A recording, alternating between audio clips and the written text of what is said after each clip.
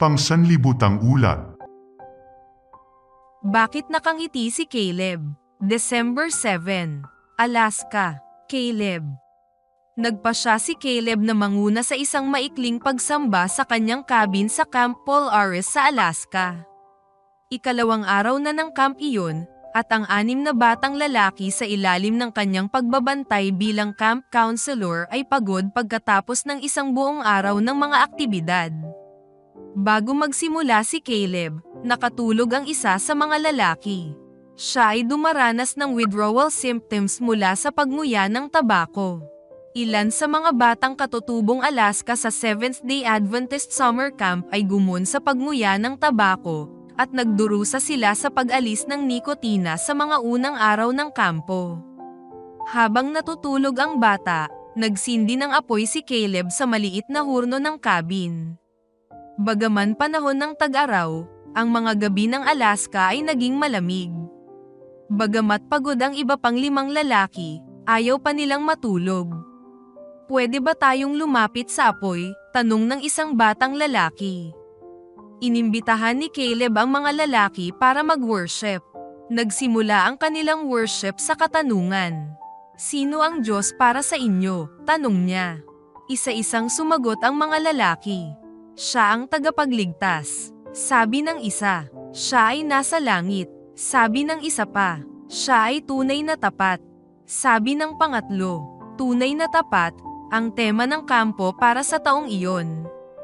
Pagkatapos ay pagkakataon na ni Caleb na sabihin sa mga bata kung sino ang Diyos para sa kanya. Ang Diyos ay mapagmahal, taglay ang lahat ng pinakamagandang katangian. Sabi niya, siya ay mapagbigay, napakamapagpatawad, maawain, at mapayapa. Isang batang lalaki ang napasigaw. "Wow! Napakaraming magagandang katangian yan, Caleb." Napangiti si Caleb.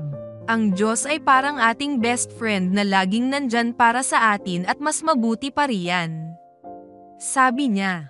Tahimik na pinag-iisipan ng mga lalaki ang ideya ng isang best friend na palaging nasa tabi nila sa lahat ng panahon.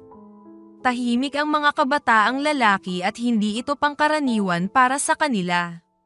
Muling nagsalita ang batang humanga sa pagpapakilala ni Caleb sa karakter ng Diyos. "Nakakita ka na ba ng anghel?" tanong niya. "Oo, nakakita na ako ng anghel," sagot naman ni Caleb. Pagkatapos ay sinabi niya ang isang hindi kapanipaniwalang kwento tungkol sa isang anghel na may makintab na pakpak. Parang gumagawa siya ng kwento habang sinasabi niya ito. Napangiti si Caleb. "Ang mga anghel ay malilinis," dagdag pa ni Caleb. Natutuwa siyang makita na gustong pag-usapan ng mga batang lalaki ang tungkol sa espiritual na mga bagay. Ang buong layunin ng Camp Polaris ay ibahagi sa mga batang katutubong Alaska ang pagmamahal ni Jesus.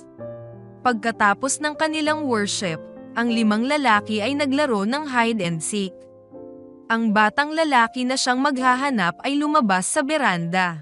Tapos ay nagtago ang ibang mga lalaki sa cabin.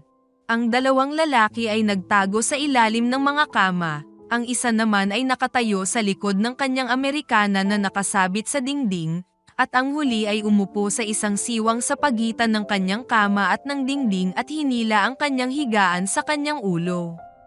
Matapos maglaro ng hide and seek sa loob ng halos 45 minuto, natulog ang mga batang lalaki. Mabilis na nakatulog ang karamihan. Ngunit ang isa ay labis na nalulungkot.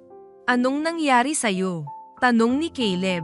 "Na-homesick ako," sagot niya kay Caleb. "Hindi ako natutulog kapag ako ay naha-homesick." "Hindi mo kailangang matulog ngayon," sabi ni Caleb. "Pero nais kong humiga ka." Kaya humiga siya at tuluyan ding nakatulog. Humiga na rin si Caleb. Habang siya ay nakahiga, naalala niya kung paano nagpakita ng interes sa Diyos ang mga batang lalaki at gustong makipag-usap tungkol sa espiritual na mga bagay sa panahon ng pagsamba. Napangiti siya. Ang Diyos ay gumagawa sa puso ng mga batang lalaki. Salamat sa nakaraang 13th Sabbath offering na tumulong sa Camp Polaris na makatanggap ng mga bagong cabin, palikuran at paliguan. Si Caleb at ang mga batang lalaki sa kanyang cabin ay nagpapasalamat sa mga nag-ambag sa handog na iyon noong 2015.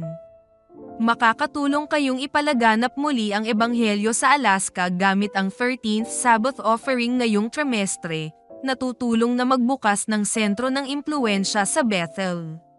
Salamat sa pagpaplano ng masaganang handog sa ika-28 ng Disyembre.